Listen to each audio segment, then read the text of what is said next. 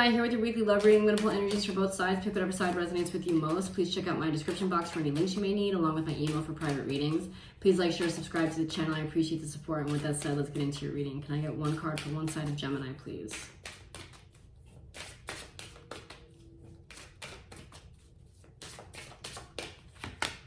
Separation. Time apart from your partner is on the horizon. Could be in separation with this person. Let's see what's going on the other side.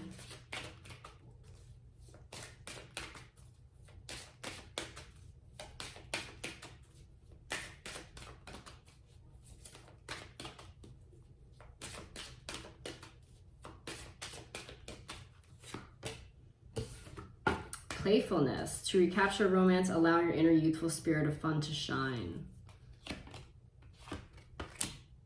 And then on the bottom of the deck is love yourself first. So I feel like you are getting to a point where you are tired of sulking about someone.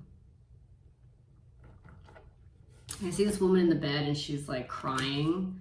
And it's almost like it's about time to kind of like pull your shit together and get on with your life. I feel like whatever this person has been crying or depressed about, like enough time has passed now, and now you're just kind of like feeling sorry for yourself, and the emotions have been dealt with to the fullest extent that they can be dealt with, and now at this point you're just using it as an excuse to be depressed, stay in bed all day, do nothing with yourself. And I feel like Spirit is saying, you know, love yourself and get back out there. I feel like playfulness. Get back out there. Start dating again.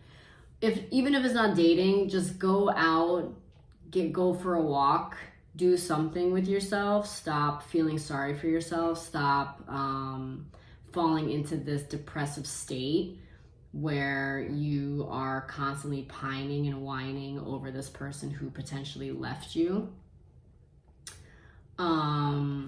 I definitely feel like a heavy breakup energy here, and it could have been kind of a harsh breakup, like a ghosting situation or someone just leaving or abandoning you kind of suddenly. But let's get some more messages. Message of love for one side.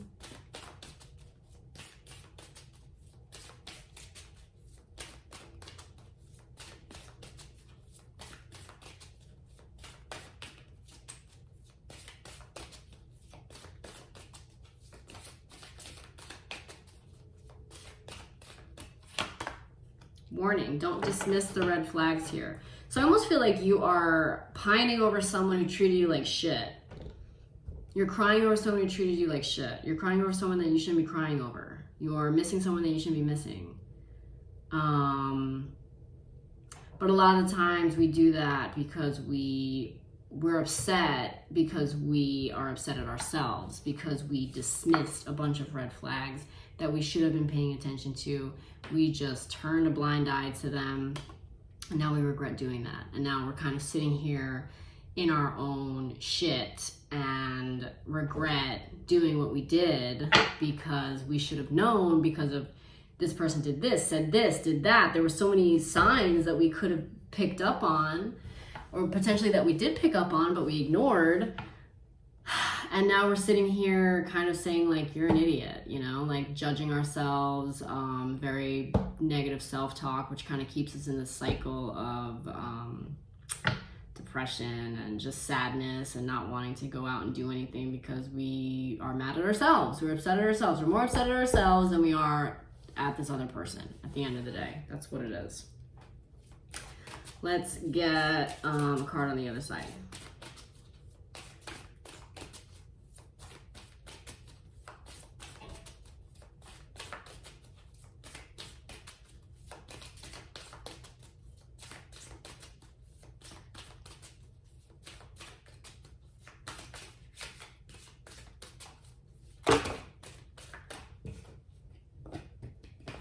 We have acceptance and balance and self-care.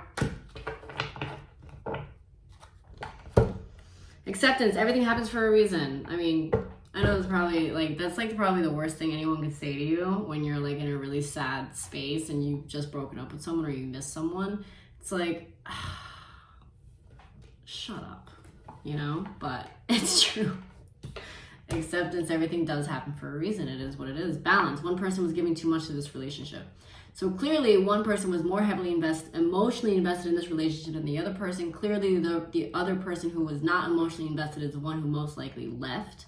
And because of all of the emotions that you invested in this relationship, it has left you in a space, in a very, very low space, low vibrational space, very sad, whatever. And you probably regret giving so much to this person because in hindsight, you realize they barely gave you anything. And you're like, again, I'm an idiot. Why did I do that?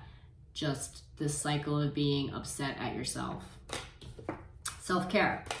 Clear your energy field and focus on yourself. So you have to make a decision each day, especially when you're in this energy, this very sad energy, you have to make a decision each day to be like, who do I choose? Do I choose them or do I choose me? If you choose them, you can stay in bed and keep crying and whining and feeling sorry for yourself. But remember, you're choosing them when you do that. If you choose yourself, you can do things that you know are best for you.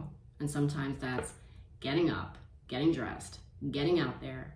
You know, as much as you're not in the mood, you have to ask yourself, what is best for me? What's best for me is going to the gym. It sucks. Nobody wants to do that shit, but that's what's best for me. So that's what I'm gonna do. And then after I do it, I feel really good. So I feel like you need to wake up each day and either choose yourself or choose this person, because that's going to determine how your day's gonna go and how your mood's gonna go and how you vibrate and what you attract into your life. Let's get wellness card for one side.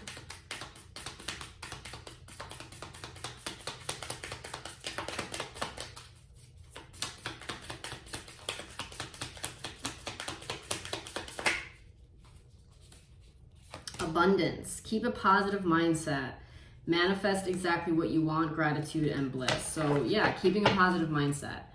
Negative self-talk has to go, you know, sitting there and being like, I'm an idiot, that has to stop. Sitting there and being like, he's an idiot, that even has to stop. Or she's an idiot, that has to stop. Like, just try not to focus on anything negative. Just try to replace all those negative things that you say to yourself, even in your head, with something positive. And you'll be surprised how different your day goes and how different your mood is.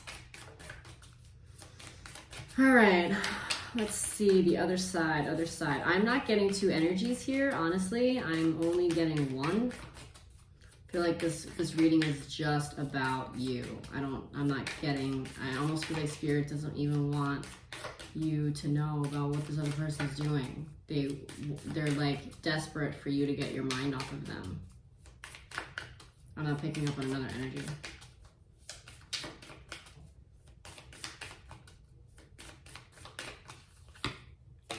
The chaser in a codependent relationship, fear of abandonment issue.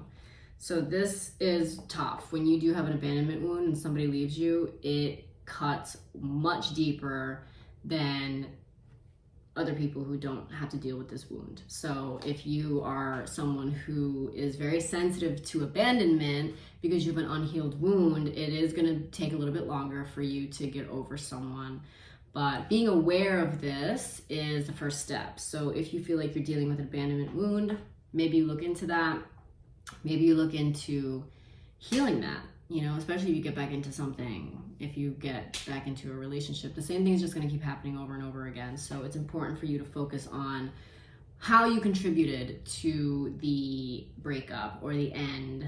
And it gives you more control. It gives you more control when you're able to say, what did I do here? What did I do wrong here? You know, how can I change that in the future? What's wrong with me? Because we're all fucked up. Like, we all are. Sorry to tell you that, but maybe I shouldn't be using those words. But we all have our issues, and we're all just trying our best. So you can't look at yourself in the mirror and be like, oh yeah, there's nothing wrong with me. There's something wrong with all of us. All of us. All of us, okay? So focusing on that. Love yourself first. gaining your own self-respect and your own support system within you, so you no longer need validation from anyone, and no longer fear abandonment. It's getting kind of deep, folks, getting kind of deep. But let's see what Tarot has to say. All right, Tarot, what do we have to say for Gemini?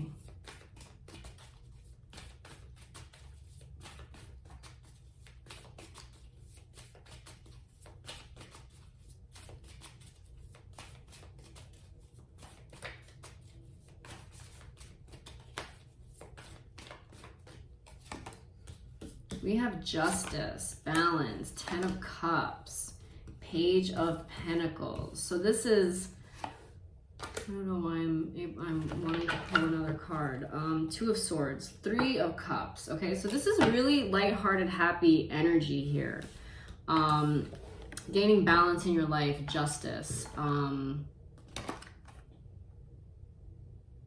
It could also be, it could also mean karma. It could be karma. It could be this person who hurt you getting their karma. Maybe that makes you feel better. I know it's a little fucked up, but it is what it is. Ten of Cups. This is emotional fulfillment. But as you can see, there's two ladies in this card. So it's not really emotional fulfillment from a partner, unless you're gay. It could definitely mean that. But sometimes it means emotional fulfillment just from friends, just from family, just from people who love you and who fill you with love, and who, you know, you surround yourself with that are loving towards you and who treat you right. So emotional fulfillment doesn't always have to be a relationship.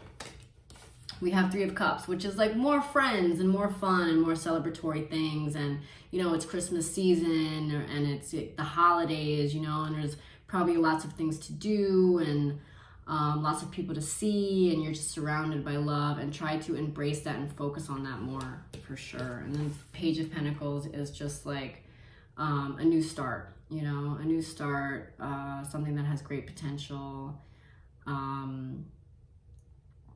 something that is grounded and you might not be able to see it yet, but if it's in your head, then, you know, it has this idea. A lot of times it's an idea. This idea has a lot of potential and it can grow into something big. Could have something to do with work. You could be thinking of throwing yourself into a new project because it has pentacles. So those are your energies for the week, Gemini. I hope that resonated. If so, please let me know in the comments. Again, please like, share, subscribe to the channel. I appreciate the support, and I'll see you guys next week.